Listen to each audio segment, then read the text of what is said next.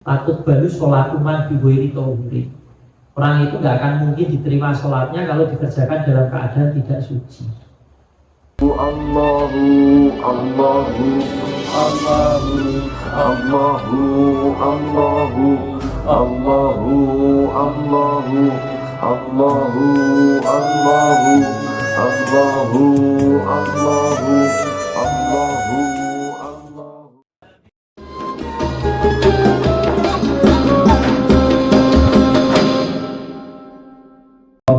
Balal mu'alif rahimallah wa nafa'ana bi wa bi ulumihi fid dharain amin. Kitabus sholati ay hada kitabus sholati. Hada utawi iki kitabus sholati kitab kang nerangaken salat. Jadi setelah kita membahas kitab Thaharah, kemudian kita beranjak ke pembahasan berikutnya yaitu kitabus sholat. Faslun ayat faslun a'darus sholati isnani. A'darus sholati utawi piro-piro udure sholat isnani iku ana loro. Jadi udur sholat, udur itu maksudnya a'darus sholat itu maksudnya udur yang kira-kira ketika seseorang itu mengakhirkan sholat atau menjadikan sholat itu dilaksanakan hingga keluar waktunya, itu dia tidak mendapatkan dosa. Jadi orang kalau mengeluarkan sholat dari waktunya itu kan dosa. Tapi ketika dia memiliki udur sholat, ketika dia mengerjakan sholat kok hingga ada bagian sholat yang keluar waktu, itu dia tidak berdosa. Isnani koroluru, udurnya sholat ada dua. Jadi alasan orang dianggap tidak berdosa ketika menjadikan sholat itu sampai keluar waktu itu ada dua. An-naumu rupanya turu. Jadi tidur itu termasuk udur sholat. Tapi tidur yang bagaimana? Jadi tidur yang ketika seseorang tidur itu sebelum masuk waktu sholat. Secara mutlak kalau ada orang tidur sebelum masuk waktu sholat terus tidur sampai waktu sholat itu habis, orang tadi dianggap udur dan tidak berdosa. Jadi misal duhur jam 12, terus kalian jam 11 tidur, bangun-bangun jam setengah 4, duhurnya udah habis, sudah masuk waktu asar, kalian dianggap udur. Berarti kalian qadha duhur itu tidak berdosa. Karena nanti ada konsekuensi yang berbeda ketika seseorang itu mengeluarkan sholat dari waktunya. Karena punya udur dan tidak punya udur itu konsekuensinya berbeda. Kalau ada udur, satu dia nggak dosa. Dua, ketika dia bangun, misal udurnya tidur, dia tidak mesti harus mengqadai sholat saat itu juga. Jadi turu jam 11, tangi jam 4, waktu duhur wis ilang. Waduh, tangi wis asar, wis sore, burung sholat duhur. Berarti kodok. Waduh, tapi wetenge ngeleh. Mak mesti wae lah, boleh. Iseng ngantuk, waduh, ngopi sik, boleh. Kalau dia meninggalkan sholatnya atau mengeluarkan sholat dari waktunya karena udur. Kalau tidak karena udur, tidak ada udur, ketika dia bangun, satu dia dosa. Dua, dia harus saat itu juga mengqadai sholat yang ia tinggalkan. Jadi misal jam 1 awan turu, wis ngerti, wis masuk sholat duhur, turu sik wae lah. Tapi nanti ada ketika orang tidurnya sudah masuk waktu itu nanti ada ketentuan tersendiri. Tapi andaikan dia wis benar, nek turu ku angel bugane, nek turu kuwi mesti bangkong suwe. Jam 1 wis masuk waktu sholat duhur, tinggal turu tangi-tangi jam 5. Bangun jam 5 dosa dia karena menjadikan sholat duhur sampai keluar waktu. Kedua, ketika dia bangun dia wajib saat itu juga wudhu langsung sholat. waduh wetenge ngelek wis ora urusan, sholat sih. Kok ditunda-tunda dosa. Jadi misal orang lah ngopi sih, ya dia selama dia ngopi dia dosa. Jadi itu bedanya ketika orang itu tidak sholat hingga keluar waktu karena udzur dan karena tidak ada udzur. Yang pertama tadi, yang pertama udzur sholat itu tidur yang dilakukan sebelum masuk waktu sholat, satu. Au ba'dahu wa huwa yadunu annahu yastaqidu qabla ayyadhiqal waqtu anha. Summa la yastaqidu ila ba'da dzikri fa innahu la yasamu bi hadza ta'khir. Atau yang kedua, ono wong jam 1 awan wis masuk waktu sholat zuhur turu. Tapi ketika akan turu, dia sudah punya prasangka, aku turu jam 1, kuli jam 2 tangi. Jadi dia sudah punya prasangka kalau nanti sebelum waktu zuhur itu keluar, dia sudah bangun dan bisa melaksanakan sholat zuhur pada waktunya. Kok dilalah tangi-tangi jam 3:30? Kalau seperti ini, tetap dia dikatakan tidak dosa. Kenapa? Karena dia punya prasangka dia akan bangun sebelum waktu zuhur itu keluar. Dia harus punya don, punya prasangka. Lah bisa nanti dikuatkan dengan apa? Misal setting alarm jam 2. Aku nyeting alarm bunyi mesti tangis. Dilala saking kesele awake ora tangis. Ya tetap tadi dianggap udah. Atau misal pesen kali keluargane, aku dulu sholat zuhur, tulung ku jalur dibuka. Sing dijaluki tulung dipeseni kon gugat ternyata lupa. Iling-iling jam 4 terus kelewat, zuhur udah habis. Ini juga sama, dia masih dianggap udzur. Jadi udzur sholat yang pertama adalah tidur. Tidur yang pertama adalah tidur sebelum masuk waktu sholat. Ini mutlak. Bahkan adzan kurang 15 menit kok turun. Secara hukum fikih udzur. Secara hukum fikih apa? Udzur. Tapi yo dilarikan ke hukum tasawuf, wong tinggal 15 menit wae ngenteni terus sholat sih lagi turu kok malah ditinggal apa? Turu misal. Jadi ya ada unsur tadi kalau dosa ini cara tasawuf. Tapi secara fikih kita mriki dijelaskan ketika orang tidur sebelum masuk waktu sholat secara mutlak ini tidurnya dianggap udzur. Kalau udzur berarti ketika sholat itu sampai keluar waktu dia nggak dosa.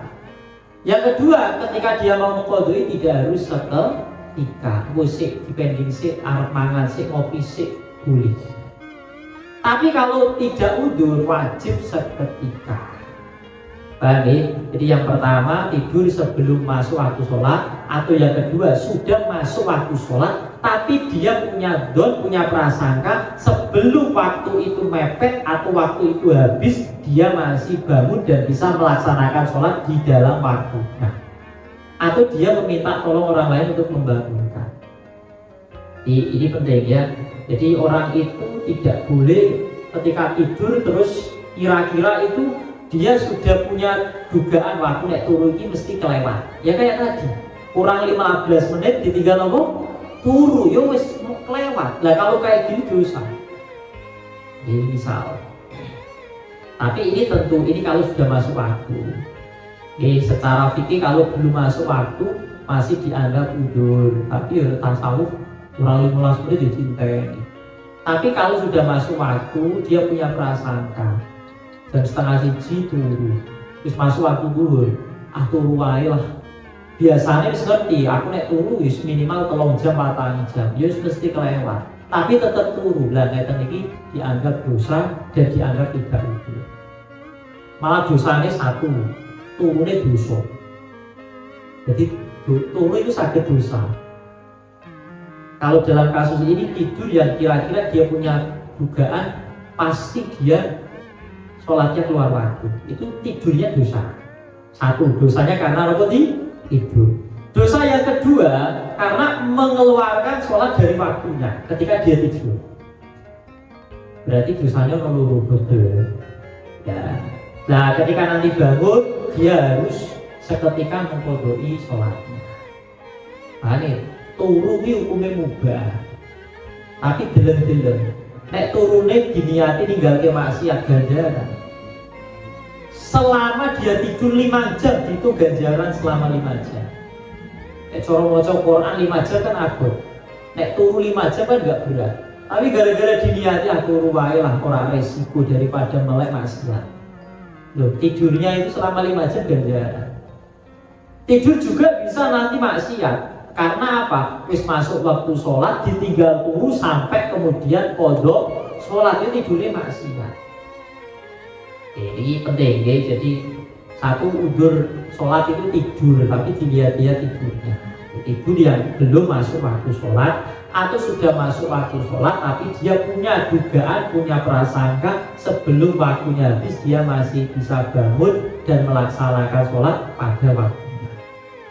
Nah, terkait orang tidur, kita ada beberapa hukum membangunkan orang tidur.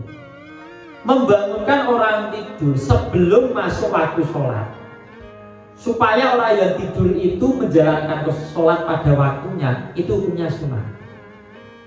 Jadi misal jenengan sama keluarganya, misal subuh kurang 10 menit juga, ayo tangi mes subuh, itu hukumnya sunnah. Ya hukumnya apa? Sunnah. Tapi ketika sudah masuk waktu sholat, nek masuk waktu sholat berarti kan kewajiban sholat itu sudah masuk. Berarti membangunkan orang dalam rangka mengerjakan sholat hukumnya wajib. Jadi nek wis subuh sampean juga wis subuh sholat itu hukumnya wajib. Meskipun nanti ketika dibangunkan digugah ping 3 tetep wae bangkong ora kan, yaitu urusan lain. Setidaknya dengan mencoba membangunkan kita menggugurkan kewajiban. Nek dijarke wae wis kono karepmu dosa, dosa. Karena membiarkan orang lain meninggalkan kewajiban secara sadar kita. Wis lah karepe dhewe-dhewe nafsi-nafsi enggak bisa. Jadi orang tidur itu ketika kita mau membangunkannya untuk menunaikan kewajiban, kita kena hukum wajib. Ganjarannya gede, ganjarannya besar. Makanya gitu penting ini juga keluarga di konsolat itu ganjaran kok. Sama kayak di pondok misal, ayo tangi subuhan misal, itu ganjaran kok itu. Mak iwang abot juga wong turu itu ora gampang. Jadi yang pertama udur sholat itu tidur. Wan isyanu lan lali. Ono wong lali sholat, ono dan lali lupa itu dianggap udur. Dengan catatan ini. Dengan catatan lupanya itu tidak disebabkan karena sibuk mengerjakan sesuatu yang dilarang. Contohnya ngeten, misal wis masuk, saya ingat wis masuk waktu sholat isya. Wong iki jam piro iki jam 10 wis masuk sholat isya. Dulu sholat isya. Terus punya azm itu punya kerentak, punya keinginan kuat, ingin mengerjakan sesuatu tapi nanti. Nek niat kan dibarengi dengan pekerjaannya. Misal sampai sholat, niat sholat di saat itu sholat. Tapi kalau punya kerentak, aku sholat isya itu jam 12. Itu jenengi azm. Jadi ada niat, ada azm. Azm itu keinginan kuat untuk melakukan sesuatu, mengerjakan sesuatu tidak bareng dengan pekerjaannya. Kalau niat kan bareng. Ada orang udah masuk waktu sholat punya azm, wae lah tak kerjake aku jam 12. Misal sholat isya itu jam 12 lagi. Terus dia sibuk melakukan sesuatu yang gak dilarang. Contohnya nopo? Ngaji. Utawa mutola'ah kitab. Saking kepenake mutola'ah kitab utawa maca buku belajar. Ngasih sibuk ngasih lali nek durung nopo? Sholat terus subuh. Loh, kok wis subuh aku durung nopo? Sholat. Lali nek durung sholat. Lah ngeten iki dianggap nopo? Udur. Dianggap udur. Atau kerja, ya kan? Kerja misal siang-siang isen yang kebun, lah jam 2 lah sholat, sibuk tanggung misal, masih lanjut kerjaan nih. Dadak terus lali nek durung napa sholat iling-iling wis asar. Waduh kok lali aku durung sholat. Sibuk karena bekerja. Berarti lupanya ini dianggap udzur. Kalau udzur, 1, dia tidak berdosa. 2, dia tidak seketika disuruh mengerjakan. Aduh, lah tanggung ini kurang sedikit. Boleh. Karena dianggap apa? Udzur. Yang tidak dianggap udzur kalau dia lupa dikarenakan sibuk melakukan sesuatu yang dilarang. Oke, kayak memiliki contohnya sibuk dolanan, misalnya sibuk dengan perkara yang haram misalnya, contohnya judi. Terus masuk waktu sholat lah tanggung, tak ngeslop dhisik misalnya judi. Bareng ngono saking nikmate waktu sholatnya habis.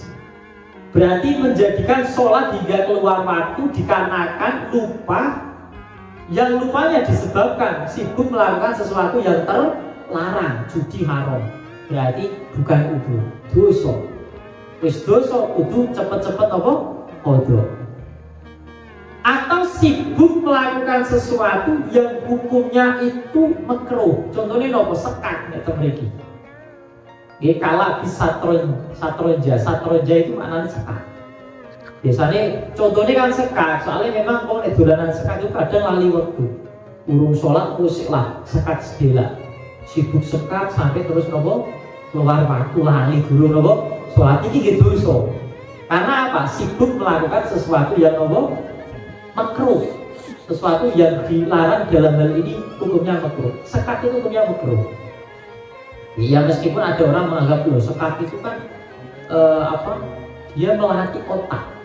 Ya dari sisi itu oke lah. Tapi nek kitab-kitab itu kenapa kok sekat itu dihukumi makruh? Karena sekat itu potensi ngelaleki wong ngibadah itu besar. Berarti sesuatu yang bisa melupakan atau melalaikan, ya nanti sama hukumnya. Kayak misal alatul malahi, alat musik kalau sampai melupakan itu ya karena kenapa hukumnya tidak boleh ya? Karena ada unsur memungkinkan orang melupakan atau lalai dari sholat. Ya tidak itu juga. Kalau kalian baca al-hakumut takasur, orang berlomba-lomba mengumpulkan uang atau sibuk pokoknya dunia terus sampai lali. Biasanya kan orang kalau sibuk dengan hal-hal seperti itu kan lali. Yo lali mati, yo kadang malah lali sholat juga. Saking nikmati nopo, nikmati ngumpulaken duit misalnya.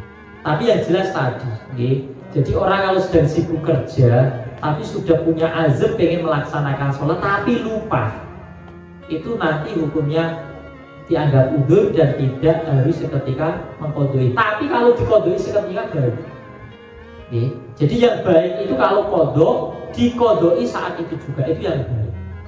Tapi kalau qadanya tidak karena udzur, wajib saat itu juga. Jadi ini penting, orang itu biar tahu saya ini qadha ini udzur apa enggak. Kalau udzur konsekuensinya apa, kalau tidak udzur konsekuensinya apa, itu biar tahu. Jangan nanti nggak udzur tapi ditunda-tunda qadanya. Kadang ya ada yang bingung, apakah mengqadai misal qadha subuh apakah harus diqadai di subuh besoknya? Ya nggak harus, harus saat itu juga. Kalau tidak kalau tidak karena udzur, kalau karena udzur ya lebih baik saat itu juga. Lebih cepat, lebih. Jadi qadha sholat itu enggak harus menunggu waktu sholat berikutnya, udah saat itu juga. Makanya kadang ono wong bingung, sore-sore urung sholat asar, atau napa niku dhuwur urung sholat dhuwur, tangi-tangi jam 5. Ngerti ini bersholat asar kan gak ono sholat, ora oleh sholat. Kan kadang seperti itu. Atau misal subuh qadha, tangi-tangi wis entek wektune. Lho bukannya bar subuh dilarang sholat. Bar subuh dilarang sholat, 1, pelarangannya hukumnya makruh. Meskipun ada yang mengatakan makruh tanzih, mengatakan makruh tahrim, 1 hukumnya makruh. 2, kemekruhan itu, larangan melaksanakan sholat di waktu-waktu tertentu itu untuk sholat yang nggak ada sebab. Contohnya kayak tidak ada, misal kayak gerhana itu kan sebab. Atau karena kodok itu sebab. Jadi kalau modoi nggak usah nunggu nantilah, nunggu matahari naik kadar 1 tombak, nggak usah saat itu juga. Oke, jadi ini terkait kodok sholat. Jadi kodok sholat itu kalau tanpa udzur wajib saat itu juga. Kalau karena udzur lebih cepat lebih baik. Tapi kalau di jeda mau makan dulu misal boleh, ya boleh. Tapi lebih baik saat itu juga. Faslun syurutus sholati sama niatun. Jadi fasal terangkan syaratnya sholat. Jadi syaratnya sholat itu memiliki ada 8. Tapi sebelum bahas syarat sahnya sholat, itu ada syarat wajibnya sholat. Jadi syarat sholat itu ada syarat wajib dan ada syarat sah. Syarat wajibnya sholat itu ada 6. 1 Islam, 2 balik, 3 berakal, 4 suci dari haid dan nifas, 5 sampainya dakwah kepada dia. Jadi misal ono wong uripe terpencil di daerah terpencil, nggak pernah dengar agama Islam, nggak pernah dengar ada kewajiban sholat, berarti tidak sampai bulughud dakwah. Ini berarti nggak wajib perang seperti ini. Tapi zaman saat ini insya Allah dakwah itu udah di mana-mana. Misal zaman dahulu wong urip ning dhuwur gunung dhewean, ora ana tanggane, nggak menggunakan apapun, nggak ngerti agama, nggak ngerti sholat, nggak pernah sholat. Ya nggak wajib dia, nggak tahu. Terus yang terakhir wassalamatul hawas. Salamatul hawas itu indranya itu sehat. Dan misal ono wong muto, budek, bisu, orang ngerti kan kewajiban apa? Sholat. Nah ini berarti nggak wajib. Jadi orang kalau kok kemudian Islam sudah balik punya akal, kalau perempuan suci haid dan nifas, terus sampai dakwah sudah sampai kemana-mana. Kalau memenuhi syarat ini, berarti orang tersebut memiliki kewajiban sholat. Ini syarat wajib. Kalau terpenuhi berarti wajib sholat. Insya Allah semuanya yang ada di sini wajib sholat semua. Dan saat ini kalau syarat sahnya sholat itu ada 8. Syurutus sholati utai biro-biro syarat sai sholat sama niatun kurowolu. Jadi nek kepingin sholatnya itu sah, berarti 8 ini syarat ini harus terpenuhi. Terlepas nanti ada rukun-rukun yang harus dikerjakan, tapi ini kita membahas syarat. Syarat itu sesuatu yang harus ada sebelum orang masuk sholat. Sebelum orang mengerjakan sholat, syarat ini harus sudah ada hingga sholat itu berakhir. Nek rukun itu kan yang dikerjakan ketika seseorang itu sudah mulai sholat, sudah Allahu Akbar, berarti yang dikerjakan itu rukun-rukun. Tapi kalau syarat itu harus ada sebelum seseorang melaksanakan sholat. Dan syarat itu harus istimror, terus menerus kontinu ada terus sampai sholat itu berakhir. Jadi kalau di tengah-tengah sholat kok ada syarat yang tidak terpenuhi, otomatis sholatnya jadi batal. Ini kita belum bahas rukun, kita bahas syarat. Jadi syarat sahnya sholat itu ada 8. Thaharatul hadatsaini rupane sing pertama nih. Thaharatul hadatsaini rupane suci saking hadas loro. Hadas loro berarti hadas cilik kali hadas gede. Mari kita bahas. Orang kalau kepingin suci dari hadas kecil ya wudu atau tayamum. Orang kalau pengen suci dari hadas besar berarti mandi atau tayamum.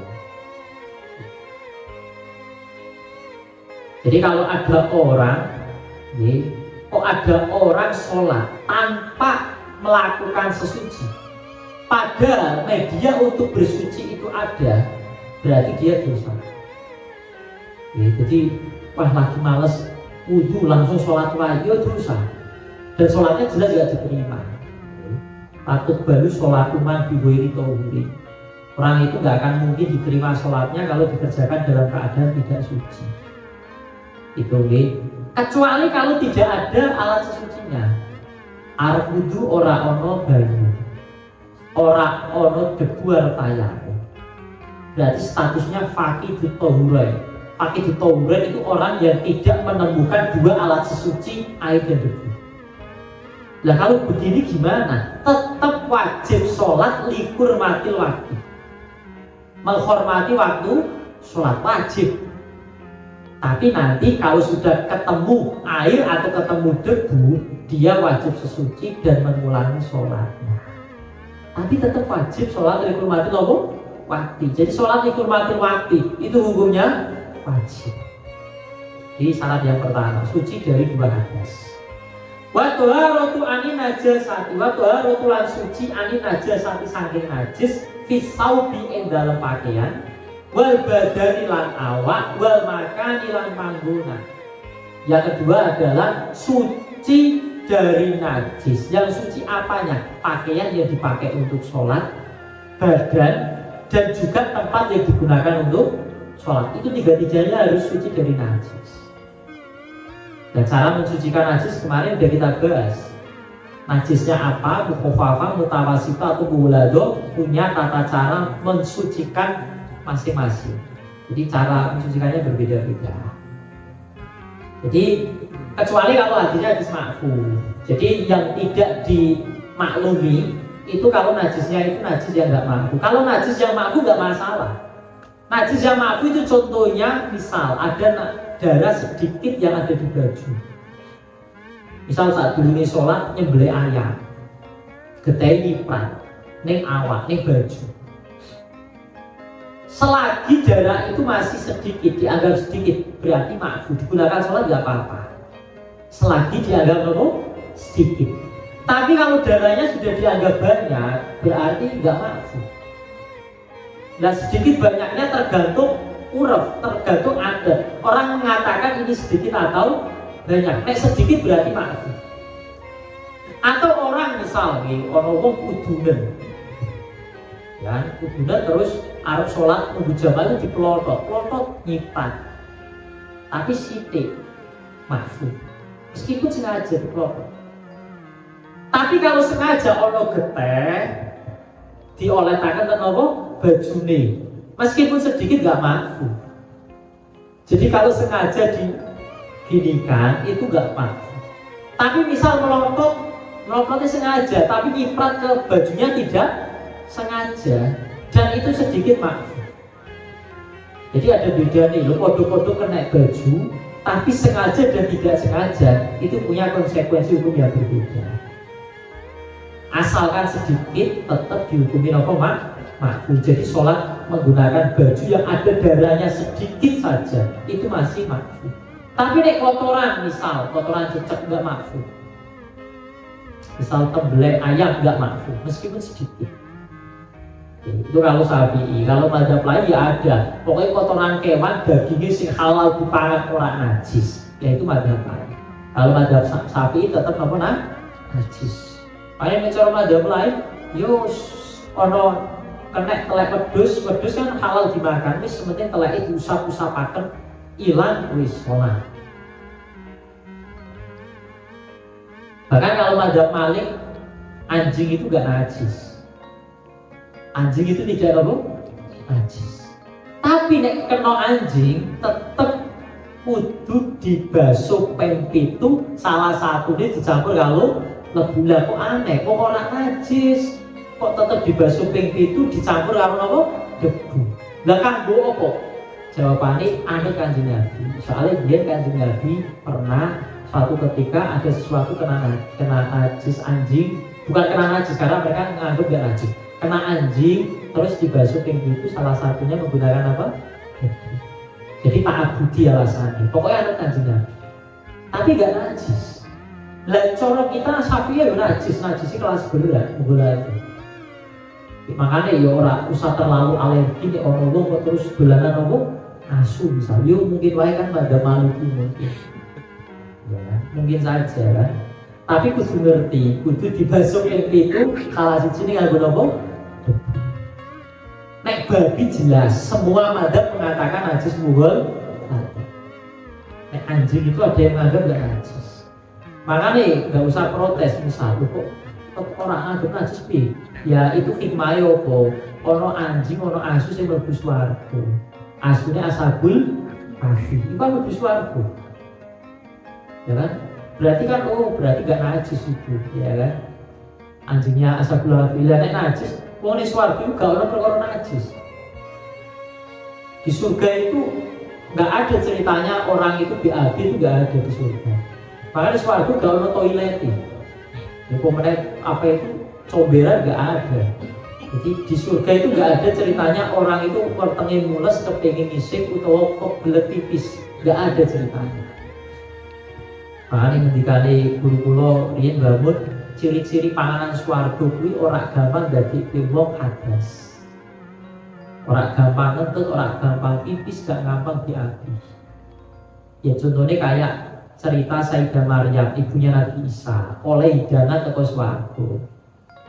Ketika dimakan, didahar, kan gak terus keluar dari mihrab moro kamar mandi kan enggak, karena makanan surga.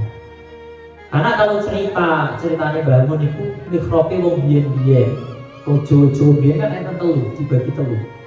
Tengah gue imami. Sebelah bu khutbah, sebelah meneh kosong. Asli sebelah meneh itu memperingati biar tempat tinggalnya sinten Maryam. Tapi saya ini sebelah biasanya di gua dason, ya kan, di gua dason sebelah. Jadi tengah gua sholat, sebelah gua khutbah, sebelah gua dason. Itu ruangan apa niku akhir biasanya. Ya, biasanya kan dibagi telu. Lah itu asli ini itu memperingati atau go ngiling-ngiling biar Sayyidah Maryam itu tempat tinggalnya di situ. Dan juga badan kudu bersih dari najis. Tempat juga sama. Jangan sampai ada sesuatu pakaian atau sesuatu yang kita gunakan sholat, contohnya serban atau apa, yang kemudian terkena najis, atau pakaian atau tempat najis. Kecuali misal kalian sholat pakai sajadah, di bawahnya sajadah misal ono kotoran, itu masih aman di sholat. Yang penting kotoran gak sampai tembus sak dhuwure napa sajadah. Soalnya sajadah ketika kita sholat, sajadah ini gak gerak. Tapi kalau sesuatu itu gerak ketika kita gerak dan sesuatu itu najis, maka sholat kita batal. Misalnya sampai sholat nganggo serban ini ku ono rapiahe, ono taline. Taline niku isore pucuke ono batang tikus. Ya kan? Dan serban itu kalau kalian sholat, serban kan ikut gerak kan? Kalian gerak, serban ikut gerak. Ternyata serban itu ono taline rapia, tali rapia nih ono tikusi, berarti najis. Berarti sholatnya nggak sah. Wasatul aurati lan nutupi aurat. Wasatul aurati lan nutupi aurat. Lah kok aurate wong lanang niku nggih mabena suruh waruba. Jadi nek misal sampai sholat sarungan tok itu hukumnya sah. Yang penting wudel antara wudel karo dengkule tutupan. Makanya dan cerita itu kan dulu waktu zamannya tabiin itu ada sahabat Jabir yang sholat pakai sarungan tok, sarungnya ditaleni ngeten. Orang anggo baju. Terus diprotes banyak tabiin kan. Loh, ini sahabat Nabi kok sholatnya model ngono, ya kan, sarungan tok ditaleni ning gulu. Ketika ini sahabat Jabir itu sholat sahabat Jabir. Ketika ini sahabat Jabir, saya ingin memberitahu bahwa sholat dengan cara seperti ini itu pernah dilakukan oleh Nabi. Jadi hukumnya sah. Agar orang itu tidak selalu pahamnya itu sholat itu harus menggunakan baju yang ideal. Yuk baju yang kita pakai hari ini. Oh ujung-ujungnya orang ini sarung tok, akhirnya orang sholat. Oh kok gak sholat? Orang bajunya kok sarung tok. Padahal kalau dalam babakan tutup aurat itu ketika misal ono ini mung sempak tok, baju gak ono, sarung gak ono ini mung sempak tok. Yuk kudu nopo niku sempakan terus sholat. Nek misal ono ini kaos tok, waduh iki orangnya kaos kok. Yo wis sing penting apa niku dalan karep, kalau dalan mburi ditutupi. Berarti kaosnya digawe koyo model kato. Sing penting malah bagian karep kudu ketutupan. Jadi sampean bayangke, arep salat olone mung kain sekilan, waduh iki piye iki? Kain sekilan gue nutupi bagian ngarep. Nek memungkinkan ngarep buri. Ini kan kita berbicara ketika dalam kondisi tidak ideal. Oke. Jadi ojo alasan, waduh aku bajune najis misal, sarungnya najis, olone mung katok cekak kok. Yuk sholat dengan cara memakai itu tadi, katok cekak. Bahkan kalau tidak ada baju apapun, masuk waktu sholat, arep sholat orang ono apa-apa ini, yuk sholat dalam keadaan telanjang. Karena apa? Selama tadi ya Islam balik utek isi waras tetap wajib nopo sholat dalam kondisi apapun. Mau nggak ada alat sesuci saja itu tetap wajib sholat dalam keadaan meskipun tidak punya wudhu, tidak ada tayamum. Jadi jangan jadikan alasan gara-gara tidak menutup aurat terus orang tidak nopo sholat. Di syariat itu demikian. Okay.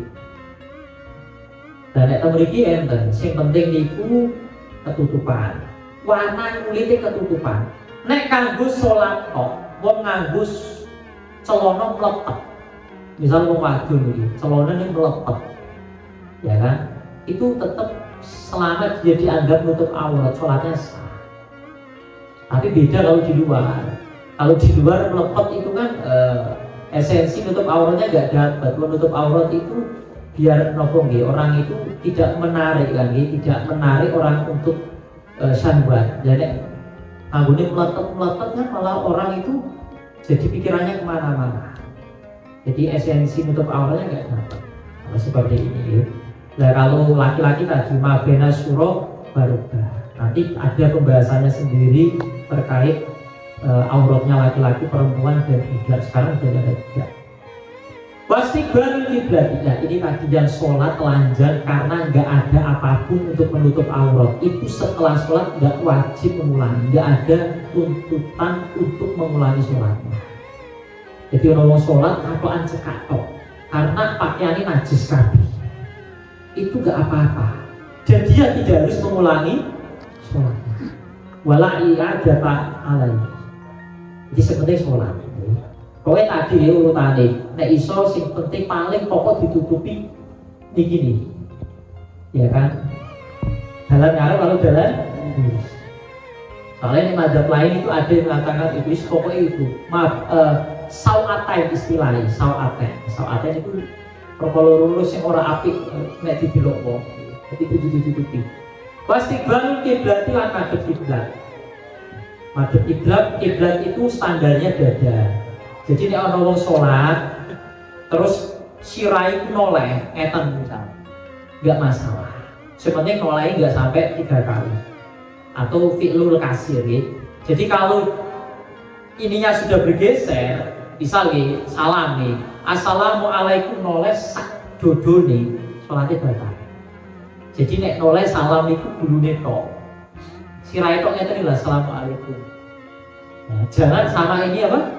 Dadanya. Ketika dada itu sudah tidak menghadap kiblat, berarti dia sudah dianggap tidak menghadap kiblat. Jadi ukuran orang menghadap kiblat itu yang diukur adalah dadanya. Dan menghadap kiblat itu di Ka'bah. Nek Masjidil Haram yo madhepe Ka'bah, Ainul Ka'bah. Nek di luar Masjidil Haram sing penting madhep Masjidil Haram. Nek misal ning kene kon madhep kenceng kudu ngepasi Ainul Ka'bah kan berat. Kok kalian kalau sholat di sini, nggih terus ora pas wae 0,0000000 mm, 1 mm kan. 0,0000001 mm. Itu kalau ditarik sampai arah itu mesti melenceng jauh. Ya, jadi terus ora usah kudu kencang-kencang. Ora iki orang iristik misalnya. Ya kan kurang sidik. Nek kurang sidik iki ora pas ngoten. Pokoke kurang sidik tekan kono yang melencengnya. Wis sing penting mantep.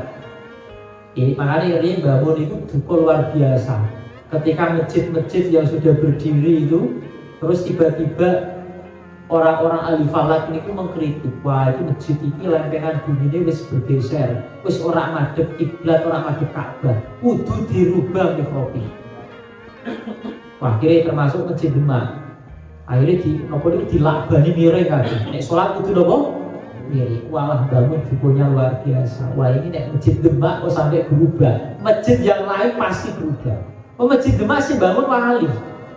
Apa meneh masjid-masjid liya sing ora wali. Ini malah jelas diubah gampang. Akhirnya musyawarah kan. Di antaranya niku enten napa niku sesepuh Sarang Al Anwar itu santri yang baru yang kemudian diutus ikut diskusi di Demak. Kalau dicelosi piyambak utusan beliau bangun nggih. Asmane pun Kiai Akwani Sa'rawi. Dia ngendikan ngeten, ketika debat orang itu dulu kalau menentukan mikrob itu ijtihad. Ijtihad itu bisa benar bisa salah. Orang pakai falak itu juga ijtihad. Bisa benar, bisa salah, enggak yakin 100%. Nah kok idahnya kan istihad nggak bisa dikalahkan dengan istihad yang lain. Al istihad lain kode bil istihad. Kecuali kalau istihad dikalahkan dengan sesuatu yang yakin 100%, itu baru bisa. Kode-kode istihad ya udah nggak usah saling mengalahkan. Sama statusnya. Beliau ketika ini ngeten, wis saiki jajal, sampai percaya tar alifalat kita kono, sampai percaya bumi bulat, percaya. Jadi bawa global. Percaya? Oke, kita lihat. Coba cek Texas. Texas itu kan Amerika. Texas itu dengan Mekah itu kan berbalik arah. Jadi misal bumi itu bulat, Ka'bah di dhuwur, itu Texas itu ning isor. Atau dibalik, Texas ning bagian dhuwur, berarti Ka'bah di bagian isor. Terus nek salat pi madhep pi. Berarti madhep bumi. Mau Ka'bah ini ngisor kan enggak, sholatnya tetap madhep mriko. Dan mriko ditarik lurus terus kan orang madhep Ka'bah. Dia melencengnya luar biasa kan, mau bumi nopo bulan. Akhirnya lakban itu dicopot, wis sholat seperti biasa. Orang kudu miring. Yang penting wis kaki wae madhep nopo Ka'bah. Nih, wong kewajiban madhep ainul Ka'bah itu nek ning Masjidil Haram ning jero. Sudah di Mekah itu yo madhep Masjidil Haram sing penting. Ya cara ning kene sing penting madhep kulon ora beres. Ora usah ribet-ribet ya kadang miringi kurang sithik gitu kan. Seperti itu. Ya nek miring yo miring sithik ngoten. Kita nggak tahu apakah terus wancang bono bora kan ora ngerti. Jadi itu lah dukune bangun wah kayak nek masjid kae kok digeser kabeh mikrobe kae mayit sing kuburan keduki kabeh terus dijejekaken di madhep kiblat kabeh kan geser kabeh. Kan kalau ada mayit dikubur, mayitnya tidak menghadap kiblat, kan wajib dibongkar terus dihadapkan apa? Kiblat. Kalau tanah lempengannya udah bergeser nggak menghadap kiblat, itu wis kono dikeduki kabeh mayit. Iku dukune sinten? Nah, jadi yo wis biasa wae nek ono mikrobe. Nek lagi bangun oke lah, pakai kompas dan lain sebagainya bisa. Kecuali bangunnya asal-asalan. Jelas seperti dibangun, baru ngono lagi dopo? Lagi dicek waduh miring piye iki mau. Ya kan? Yo iku beda lagi ya kan. Tapi nek wis ono istihad madhep kayak zaman nih wae masjid Sunan Ampel kan seperti itu. Masjid Sunan Ampel itu kan dibantah, itu orang madhep Ka'bah itu. Terus kali Mbah Bolong, terkenal Mbah Bolong itu kan, mikrobnya dibolongi. Kayak lo bilang Ka'bah ketok, lo wali kan, Ka'bah lo ketok, uyu ketok. Akhirnya terkenal Mbah Bolong kan, makomnya di belakang masjid itu. Jadi itu cerita-cerita wali, itu mana sih orang wali ya. Waktu mulil waktu lan manjing waktu, sholat itu harus manjing waktu. Sholat saat durungnya waktu yo orang sah sholatnya. Wal ilmu lan ngerti bifardiyatiyah kelawan fardune sholat. Kudu ngerti ini sholat fardu. Ya dan ini fardu dan ini fardu. Kudu ngerti. Wala ya takidalan yaitu orang nek koti sopo wong orang nyakini sopo wong. Fardun ing furdu min furudiyah saking piro-piro fardune sholat sunatan ing sunnah. Jadi yang selanjutnya jangan sampai kefarduan sholat dianggap sunnah.